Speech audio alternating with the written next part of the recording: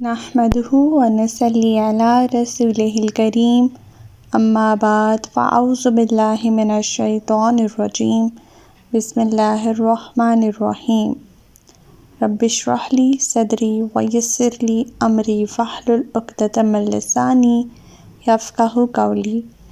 السلام علیکم ورحمۃ اللہ وبرکاتہ۔ صراط مستقیم میں آپ سب کو خوش آمدید۔ پچھلے سبق میں ہم نے پڑھا تھا کہ حضرت یوسف علیہ السلام کے ساتھ دو اور نوجوان بھی قید خانے میں داخل ہوئے۔ ان میں سے ایک نے کہا کہ میں نے خواب دیکھا ہے کہ میں شراب نچوڑ رہا ہوں، اور دوسرے نے کہا کہ میں نے یہ خواب دیکھا ہے کہ میں نے سر پر روٹیاں اٹھائی ہوئی ہیں جنہیں پرندے کھا رہے ہیں۔ پھر دونوں کہنے لگے ہمیں اس کی تعبیر بتائیے، ہم دیکھتے ہیں کہ آپ ایک نیک آدمی ہیں۔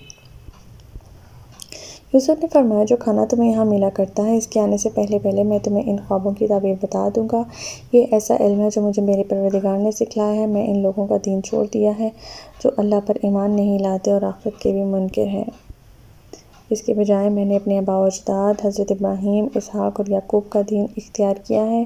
ہمارے لیے مناسب نہیں کہ ہم کسی غیر اللہ کو شریک بنائیں۔ ہم پر اور تمام انسانوں پر اللہ کا یہ فضل ہے، لیکن اکثر لوگ اس نعمت کا شکر ادا نہیں کرتے۔ پھر حضرت یوسف علیہ السلام فرماتے ہیں کہ اے میرے قید کے ساتھیو، ذرا سوچو کیا متفرق رب بہتر ہے یا ایک ہی اللہ جو سب پر غالب ہے؟ اللہ کے سوا جنہیں تم پوجتے ہو وہ تو ایسے نام ہیں جو تم نے اور تمہارے آباء و اجداد نے رکھ لیے ہیں۔ ان کے لیے اللہ نے کوئی سنت نہیں نازل کی۔ اللہ کے سوا یہاں کسی کی فرمانبرداری نہیں۔ اس نے یہی حکم دیا ہے کہ اس کے سوا کسی اور کی عبادت نہ کرو۔ یہی دین برحق ہے، لیکن اکثر لوگ یہ باتیں نہیں جانتے۔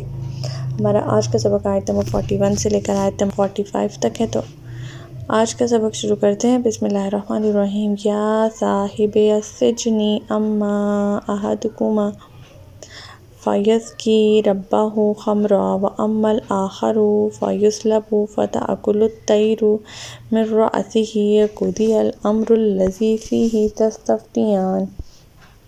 اے میرے قید کے ساتھیو، تم میں سے ایک تو اپنے مالک کو شراب پلائے گا، رہا دوسرا تو اسے سولی پر چڑھا دیا جائے گا، اور پرندے اس کا سر نوچ نوچ کر کھائیں گے۔ جن باتوں کی حقیقت تم پوچھ رہے ہو ان کا فیصلہ ہو چکا ہے۔ اس طرح موقع سے فائدہ اٹھاتے ہوئے سیدنا یوسف علیہ السلام نے ان دونوں سوال کرنے والوں کو دلنشیں انداز میں اصول دین سمجھا دیے اور ان کی خوابوں کی تعبیر بھی بتانا شروع کی۔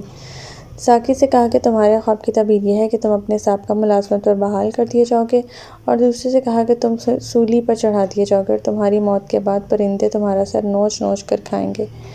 یعنی ساقی پر الزام غلط ثابت ہوا اور نان بھائی حقیقتاً مجرم قرار دیا گیا۔ یہ تعبیر سن کر نان بھائی کہنے لگا کہ مجھے ایسے خواب نہیں آئی، میں تو ویسے ہی اس طرح کے خواب کی تعبیر پوچھنا چاہتا تھا۔ سیدنا یوسف علیہ السلام نے فرمایا تمہیں خواب آئی تھی یا نہیں، بہرحال تقدیر میں یہ فیصلہ ہو چکا ہے اور اب یہ واقعہ ہو کر رہے گا۔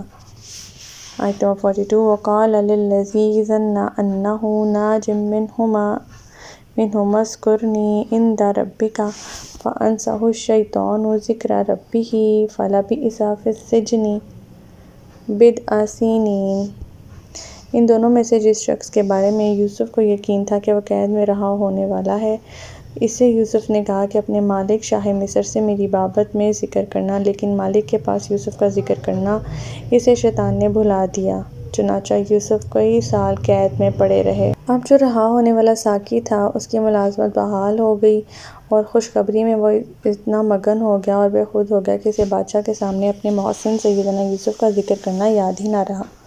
اور نسیان کی نسبت یہاں اللہ تعالیٰ نے شیطان کی طرف مبذول کی ہے کہ شیطان کسی بھی اچھے کام میں معاون اور مددگار ثابت نہیں ہوتا، اور ایسے ہی وہ ثابت آتا ہے کہ کوئی کار خیر سر انجام ہی انسان نہ کر پائے۔ نتیجہ یہ ہوا کہ کئی سال مزید آپ کو قید میں ہی گزارنے پڑے اور آپ کے معاملے میں توجہ کا کسی کو بھی خیال نہ آیا۔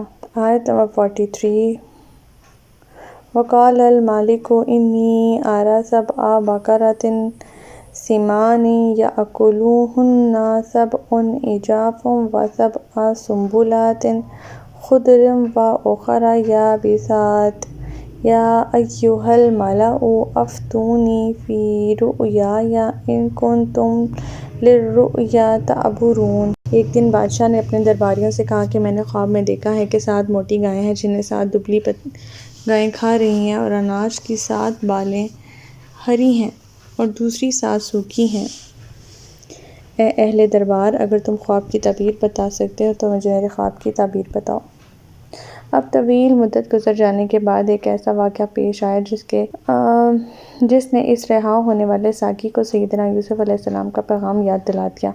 واقعہ یہ ہوا کہ شاہ مصر کو ایک عجیب اور ڈراؤنا سا خواب آیا۔ خواب میں اس نے دیکھا کہ 7 دبلی گائیں ہیں جو اپنے سے بہت بھاری 7 موٹی تازی گایوں کا گوشت کھا رہی ہیں اور گوشت کھا کر انہیں ختم ہی کر دیا ہے، اور یہ سارا گوشت چٹ کر جانے کے بعد بھی وہ دبلی کی دبلی ہی ہیں۔ دوسرا منظر یہ دیکھا کہ 7 سوکھی بالیاں ہیں جو 7 ہری بھری اور سبز بالیوں کے اوپر لپٹ گئی ہیں اور انہیں بھی سوکھا بنا دیا ہے۔ آیت نمبر 44 قالوا اضغاث احلام وما نحن بتاویل الاحلام بعالمین۔ وہ کہنے لگے یہ تو پریشان سے خیالات ہیں اور ہم ایسے خوابوں کی تعبیر نہیں جانتے۔